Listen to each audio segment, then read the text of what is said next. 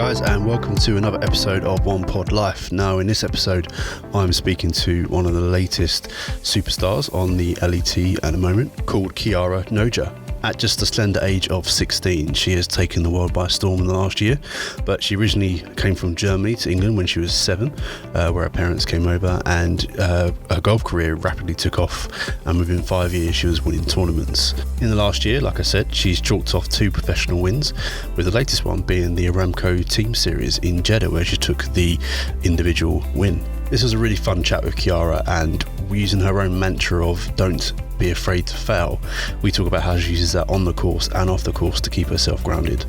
Now guys, I hope you really enjoy this episode. I know I did, and please welcome Chiara Noja.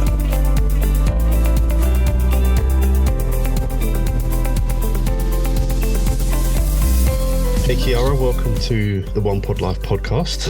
What's life like over in Dubai for you at the moment? Colder than summer, but definitely not as cold as the UK, so I'm not complaining whatsoever. It's been lovely.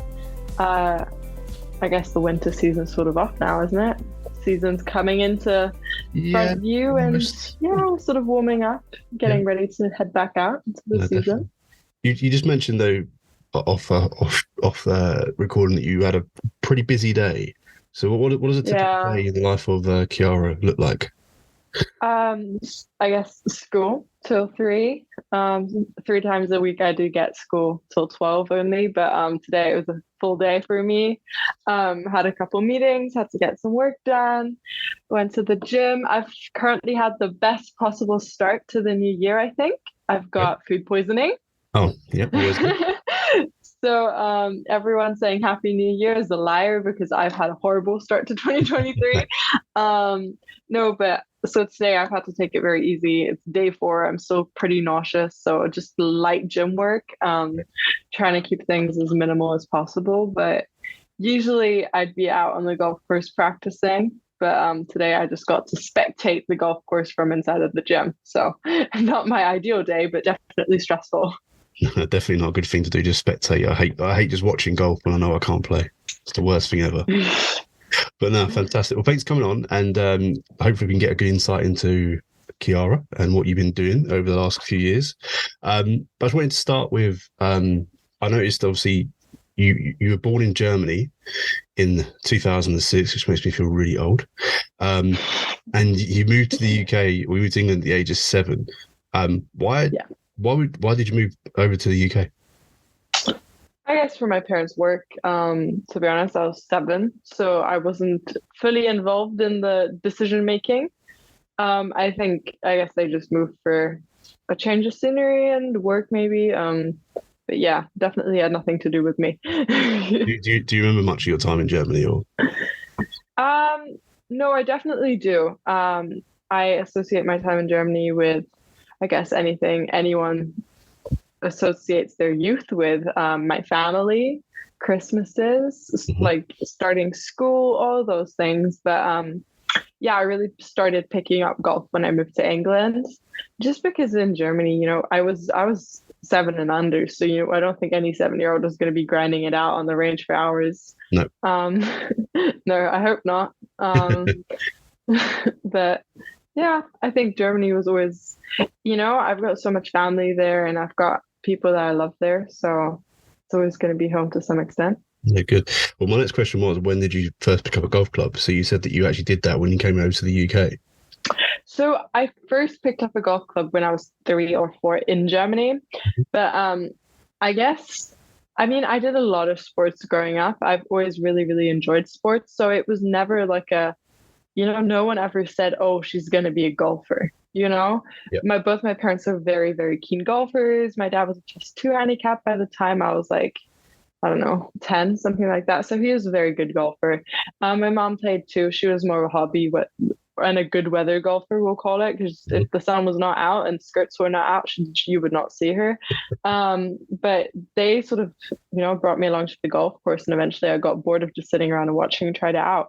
But yeah, once I got to the UK, I sort of picked up more of an interest. I used to do tennis, and I did like netball and, horse riding outside of school first. But no, I picked up golf and I really loved it. And I guess my parents were like, oh, she's kind of good at this actually. Yep. And they supported my love for that or for the game. And yeah, here I am. Well, it didn't take long Just a couple years later. Yeah, no, definitely. It didn't take long for you to start making some waves, did it? Because obviously at the age of 12, you came second in the ladies' county champs. And you also won the Scottish Under 12 Open champs as well. So leading up to age 12, what was your sort of journey like with golf? Did you progress very quickly or did it take a little while? I mean, I definitely, I wasn't a slow learner in that sense for sure. My dad always said I was pretty gifted in that sense. I mean, do I agree fully? I'm not too sure about that, but he in his opinion, I was a fast learner. Yep. But I think, I struggled in between the age of 10 to like just before I turned 12, I think, or maybe towards the front half of being 12, because that was when I had my growth spurt. Okay. I've been 6 foot for the last like 3 years, which is crazy if you think about it. I was almost 6 foot at 13, which is immense. And you got to imagine the growing that was done between 10 and 13, 10 and 12. So I had a bit of like, I don't want to say a buffer, but I really struggled during that period because I was growing so much. So I probably was a better golfer at 9 than I was at 10. Yep. But yeah, things progressed pretty quickly. I just tried to work hard and I had goals and aspirations, and I was stalking my favorite golfers on whatever it was at the time, YouTube. I don't know. Who were the favorite golfers? I mean, Tiger Woods, of course. I thought that, oh my God, I love Michelle Wee. Okay. Because Michelle Wee, by the time when I was her that age, was still, out on tour, and I really loved her just because she was also very tall. Yep. I love Lydia Ko, and I love Rory McIlroy because I thought he was just the coolest thing ever. But when you're young, it's so amazing because you have so much innocence to the game, and you just admire, like, I don't know, like the basics. That's what you're looking at, and you're just looking at the energy people put out. So it's really cute. I think golf is such a fun sport, especially when you have so much passion for it. And that's the only thing I think people should try and convey to their kids, how much fun and, I don't know, interest the sport can bring to one. No, definitely. I'll totally agree with that as well.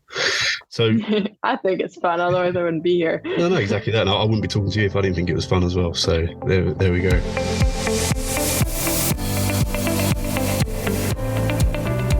12 years or 12, 13 coming along, you've had your growth spurt, you're now 6 foot tall. You go out and win the ladies' champs and you win the Scottish Under 12 Open Championships. What was the sort of experience of winning those tournaments help you towards going forward?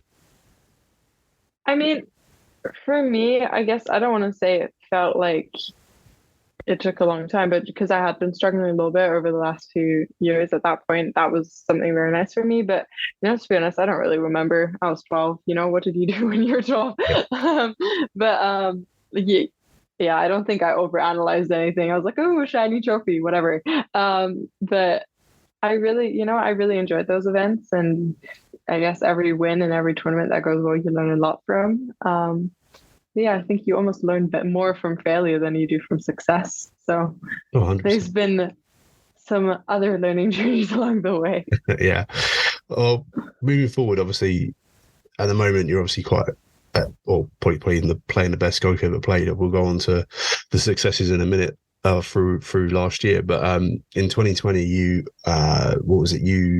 qualified for the R&A Women's Amateur Championships, where you finished tied 9th in the end. And in the same year, you actually made your LET debut at the Amiga Dubai Moonlight Classic as an amateur. So again, moving forward from just winning at age 12, you're now probably 14 here, 2020? Yeah. Yep. So moving forward to being 14, what big differences did you make? And that tournament that you played as an amateur on the LET, what was that feeling like? I mean, first of all, that was coming fresh out of lockdown. So that was a very difficult period for most people. I'm sure everyone will agree. The golfing world was very quiet during that period. Golf courses were closed. Tournaments were not happening. And I remember coming out of lockdown, and I had, my parents always, or my dad always did a very good job of sort of taking me out of my comfort zone when I was playing. He put me into, I don't want to say he threw me in the sea to learn how to swim. But he was prioritized that I played against people that were better and older than me and definitely smarter. So he tried to get me to, I don't know, he never wanted me to be too comfortable, I guess, with myself at times, because there was so much learning to do. And I think that's why things like the Women's Amateur, going there young, getting experiences, and then of course getting the Moonlight Classic, that was an amazing experience, because it was just so awful. because I did just play such awful, terrible golf. Right. And I really had to get to know myself, because I had dealt with so many nerves and so much pressure that I had applied to myself during that week. And I could go on an infinite discussion about all the things that I could have that I took away and could have taken away, from that event. But I learned so much about myself and how I should deal with myself. Some of my weaknesses, some of my telltales out on the golf course. And I think that tournament really, really almost made me who I am now. I learned so much about myself, and I keep saying that every interview. Though it's like, oh, it started in the Dubai Moonlight Classic. I'm like, yeah, I know. And it's true. It is true. I learned so much there, and I think I learned to try and not be as afraid to fail. I think I went into that tournament trying not to fail, and now I try and approach things as if I can win. Okay. Which is, a nice thing, but yeah, definitely. We're always improving. We're always trying to get better. 100%. I was going to ask you to pick one thing that you actually did learn from that, but you've just given me one. So I think, the mental aspect of things. Yeah, definitely. Going into an event and just not, going into an event and not necessarily thinking like, hey, okay, so this is my physical goal, but thinking more of like individually and like psychologically, this is what I want to do. These are the boxes I want to tick, and this is what I want to achieve by the end of the week. So maybe I'll go into the tournament and I'll say, I'm not going to be afraid of a shot. I'm not going to back out of anything. I'm going to commit. If it fails, it fails, and just not being afraid of fail in that sense, because failure is not a bad thing. You can't learn and you can't move forwards without failure. So that's something I've had to accept over the last few years, and hopefully I can continue doing that well. Well, it's part of the game, isn't it? In golf, what was it? You more than what you win. Golf teaches you to lose very nicely. Okay. I mean, if you look at win percentages out on tour, no one's out there winning everything. No. Tiger came pretty close to it, and that's I think what made them stand out so much. But winning is a rare occasion in golf, because you are just competing against so many people, and it is just so intricate in how it works. So definitely you have to learn how to deal with yourself a lot better out there. Exactly. Well, thanks for sharing that as well. That's really good. Thank you. So move to last year. I didn't realize this, but you actually had a handicap of plus 7.4 before you turned pro. Yeah. Do you want to know a funny story about that? Go for it. I was actually like a plus 7 point something. I was officially plus 8, like it rounded up or down. What do you call it? Okay. Down, I guess, because it's minus. I was officially plus 8. And in Dubai, there's this thing. It technically doesn't count, but if you play a round of golf and you they want you to submit a score just to finalize that you played the round. It doesn't count towards your handicap, but they just do it to I don't know, get a rough idea, but it doesn't count towards your handicap. But if you don't submit it, you get penalized. And I remember I played a couple rounds and I completely forgot. So that's why I was back down to 7.4, because they penalized me for not handing in random practice rounds at my home golf course, Jumeirah. So I thought that was so funny, which was so weird because I'd never seen that before. No. So yeah, I was a plus 8 for a solid week, and then I forgot to hand in my scores. Okay, we'll call it plus 8. Okay, so you plus 8. Come on, I was. Yeah. So you turned pro off plus 8, and you went on to play 3 straight tournaments from then. What was, again? I keep asking about experiences, but that's probably what I'm trying to get out of it, is that feeling of knowing that now you're ready to turn pro. What was that like, and how did you come to that decision? And then what the following 3 times? How did you approach that with your philosophy from the Moonlight Classic? Yeah, I mean, I'd love to tell you and be like, hey, all of a sudden I woke up one day and I just felt like a new person. Definitely not. All of the 2021 and 2021 season. Yeah, sorry. All the 2021 season, because of COVID, I was playing on the LET Access as an amateur, of course, because I got super lucky and they gave me the opportunity to compete there whilst events were happening elsewhere, which I couldn't get to because of restrictions. So I was playing there, and I think quite gradually, I almost won my first professional event there at 14. So 15, 14, 15, something like that. Sorry. my brain's gone blank. I was 2021, however old I was then. Yeah. 15, there we go. And, I think I very slowly progressed to sort of becoming very comfortable in the professional game, just because I'd spent such a long period of time in it that I'd sort of forgotten that I was an amateur, which sounds quite strange because then, I still forget that I'm pro now. Like, I don't think I've changed that opinion of myself. Like, I think I'm just Chiara, in that sense, because I don't think I've ever really, since I reached scratch, I don't really think I've thought about my handicap very much. Yeah. I don't think this has changed too much, but for sure, it was a big step. There were many things that I had to consider, both my academic career, and I didn't want to rush into anything. But I got those 3 invites, and it was just such an amazing opportunity. Have Gulf Saudi, of course, believe in me. Yep. Have Aramco give me those invites because they're amazing events and the fields are very, very strong. I got to compete against the likes of Lydia Ko in that Saudi International. So it was a really, really good learning experience for me as well. And I was really looking forward to playing that. The question was, do I play as a professional or an amateur? And, I had spent such a long time playing on a professional tour in that sense that I almost felt like if I remained amateur, it would have been a step backwards in my progress. And for me, that was just not what I wanted. I wanted to progress as much as I could as early as possible, because I guess that's what everyone who wants to get good tries to do. They're trying to be the best person they can be. So yeah, that's what I did. I decided to turn pro, and I've learned so much in the last year and year and a half being a pro, and it's been amazing. There's so many things to learn about yourself out on tour, and so much stamina that you have to stamina you almost have to endure, just because of traveling.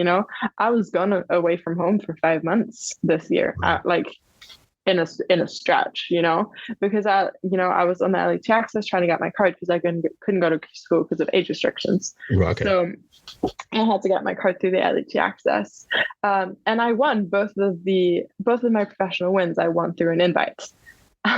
So because age restrictions wouldn't let me go to key school, so I had to get it somehow. So I earned my LET card through the LET Access, and then got to Saudi, and I was like, wouldn't it be funny if I win this? That'd be a little annoying because I just spent a year chasing this card, and that's what happened. But I think the LET Access taught me so much. It sort of taught me how to deal with being chased.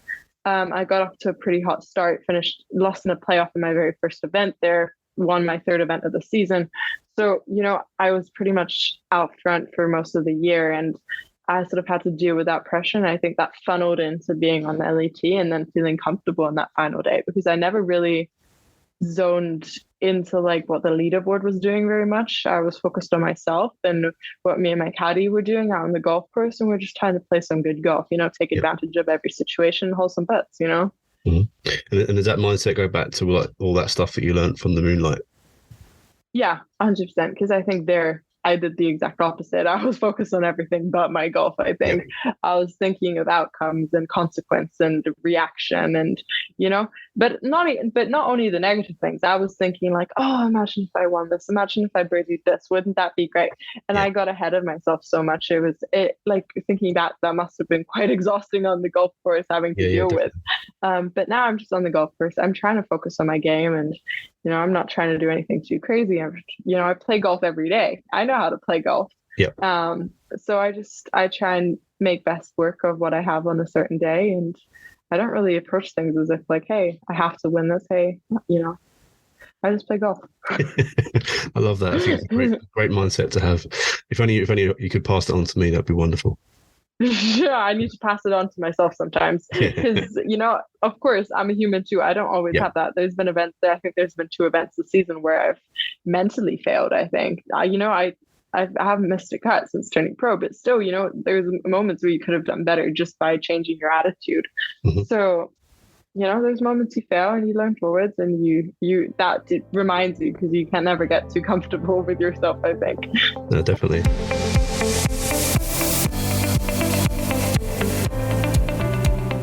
You've alluded to the wins that you've had.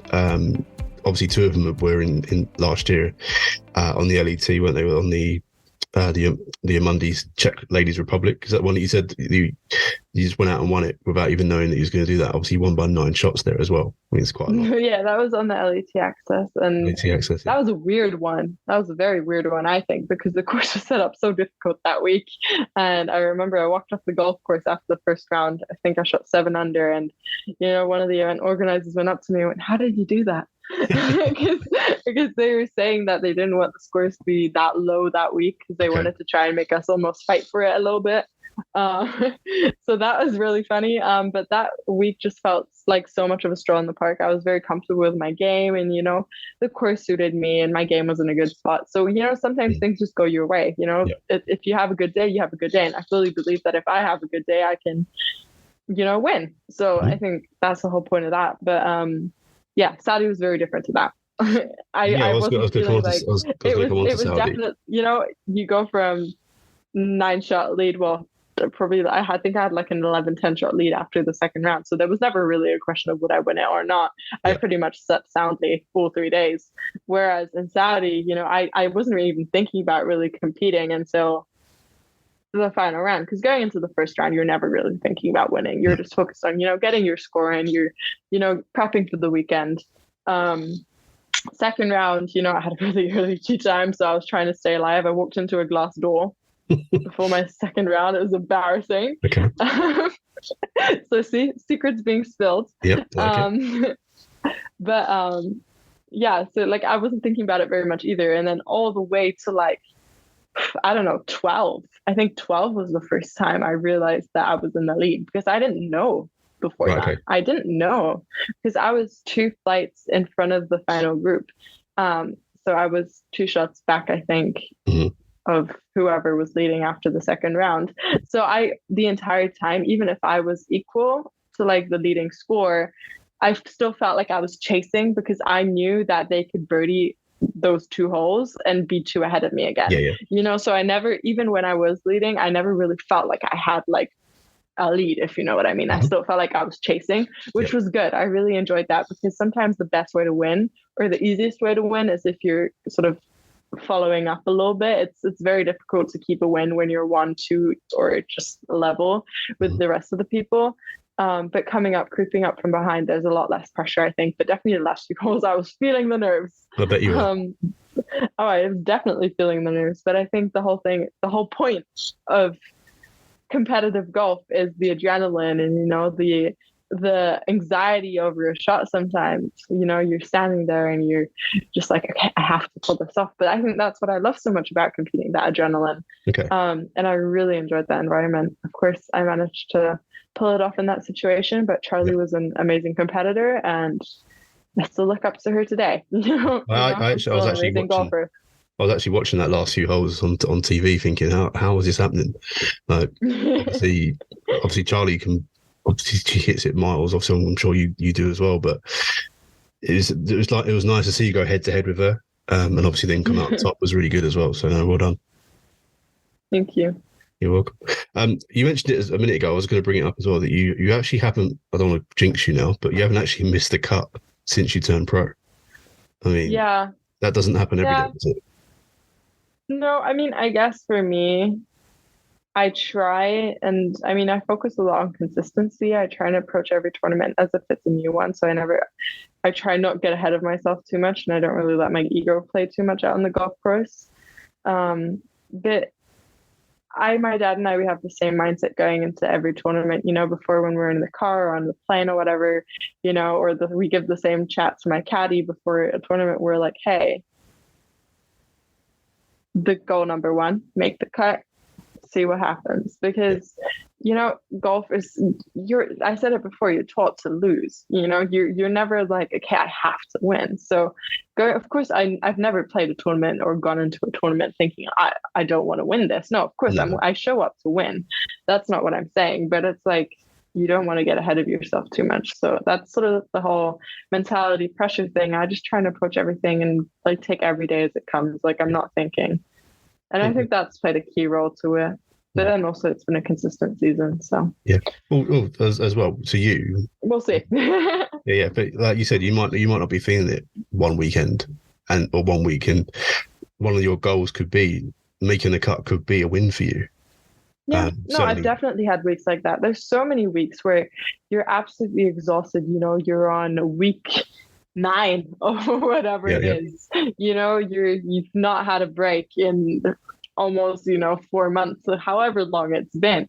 You're exhausted. It's only been a week. And you're feeling refreshed. Of course, maybe you're gonna play a little bit of a different level of golf. Maybe you're going in with your A game, your B game. I felt like a lot of this season I've played with my C game just because I was very tired for a lot of it.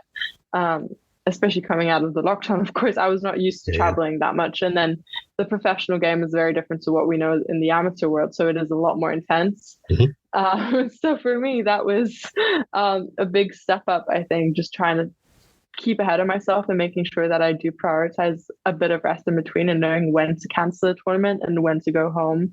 Yep. That was a big thing because I was leading the Order of Merit basically after all year, so for me, I decided to leave a little early. I secured my card. There was no way I was not going to finish top 6 because top 6 get their LET card. And I left a couple of events early. Just I had to get home, because for me the priority was not winning an Order of Merit.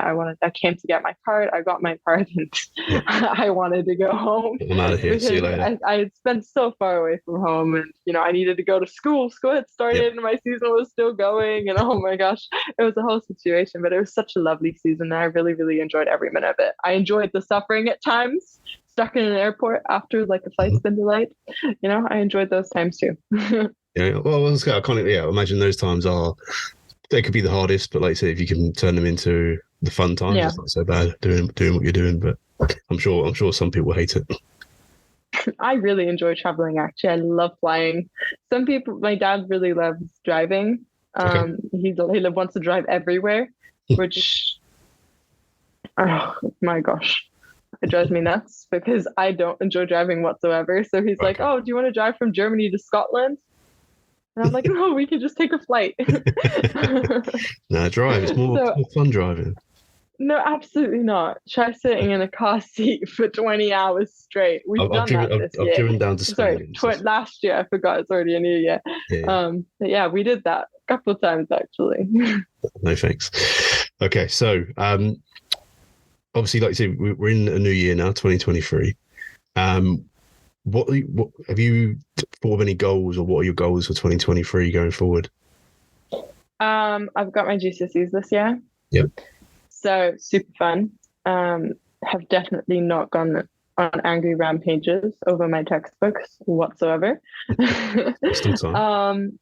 Yeah, I can feel it coming. But I think a lot of what I'm thinking about next season is just taking every tournament as it comes.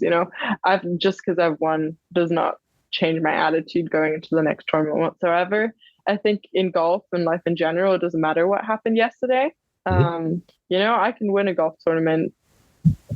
I could have won one yesterday, played awfully today. Doesn't really change things for tomorrow. I could still have the best round of my life tomorrow.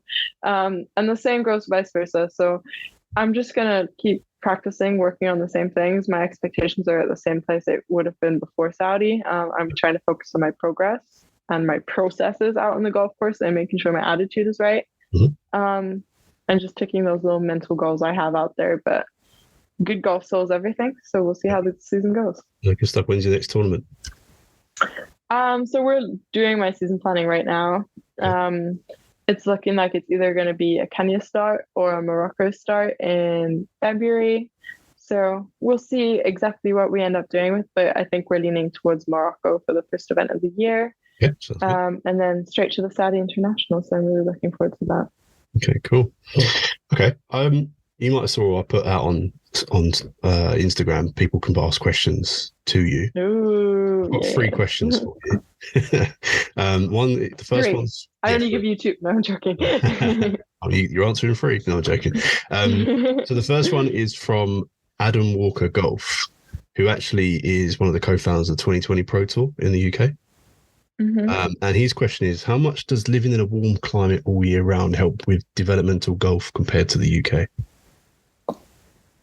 A lot. And that's one of the reasons I moved here in the first place. I learned how to play golf in the UK. I had to sit through February's March through my birthday. My birthday's in March. So, how many times does it snow throughout my birthday? And, spring, where's the spring? You can't feel the spring.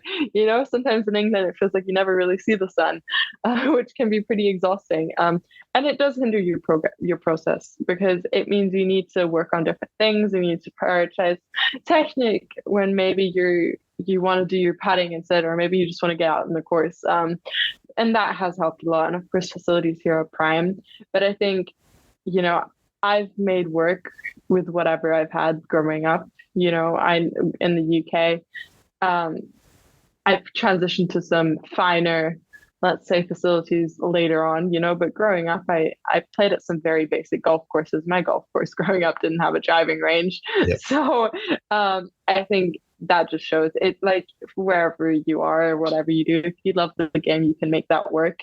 And I'm very blessed to be where I'm at right now. And there's no taking advantage of that because, not everyone can be as fortunate. And I'm really grateful for being here, My parents have sacrificed so much for me to be here is something that I can only be thankful for.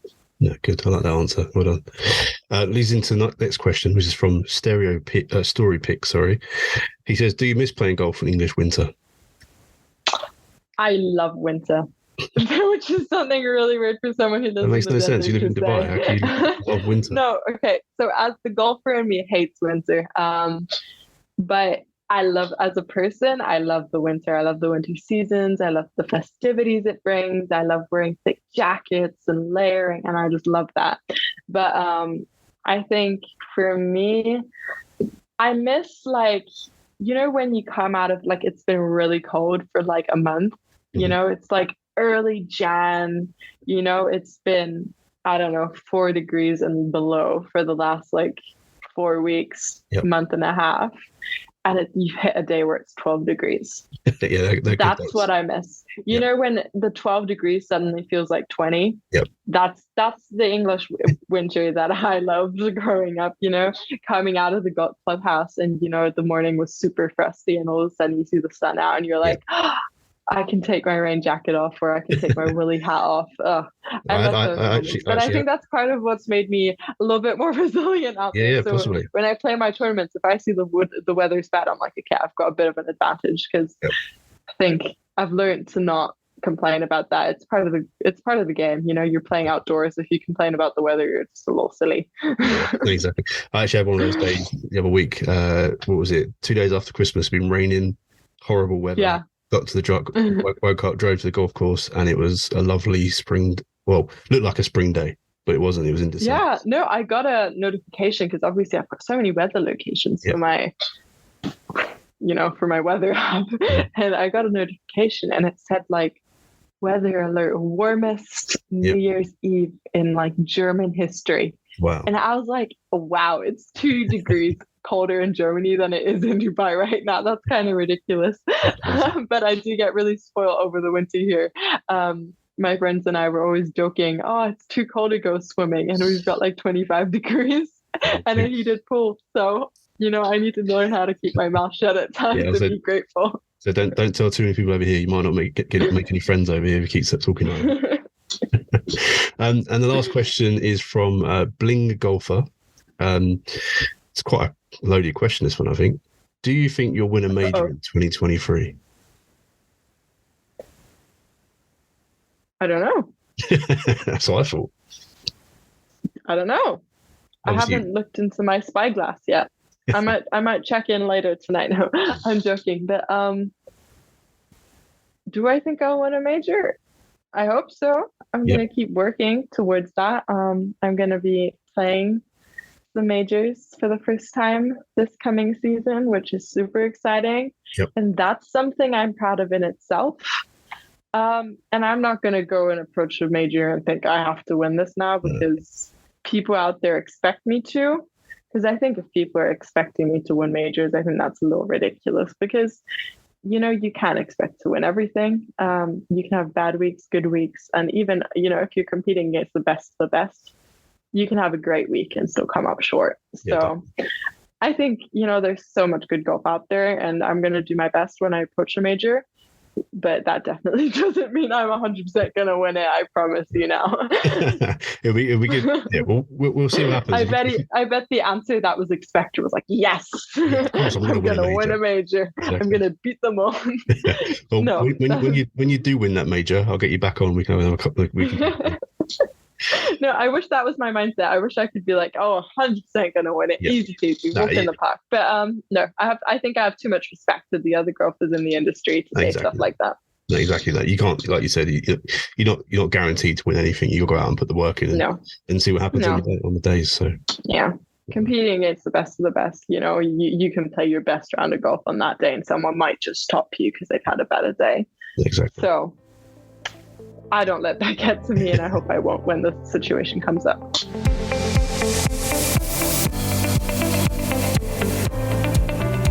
Okay, the last section I want to talk to you about is reason I started doing the podcast, as people know who listen to this regularly, is I've got aspirations. I want to play, well, actually this year now, I want to be in a position where I can play professional golf this year at some point. So it's the reason why I started the podcast, talking to people like yourself and other golfers, just so I can learn and get your insights into what golfers should be doing if they want to become professional golfers. So could you give me 3 top tips that you could give to any aspiring golfer, what they should be doing, and a little bit of an explanation as to why they should be doing it? Okay. Well, my first one's going to be easy because it's like my motto. If I could, I'd write it on my walls.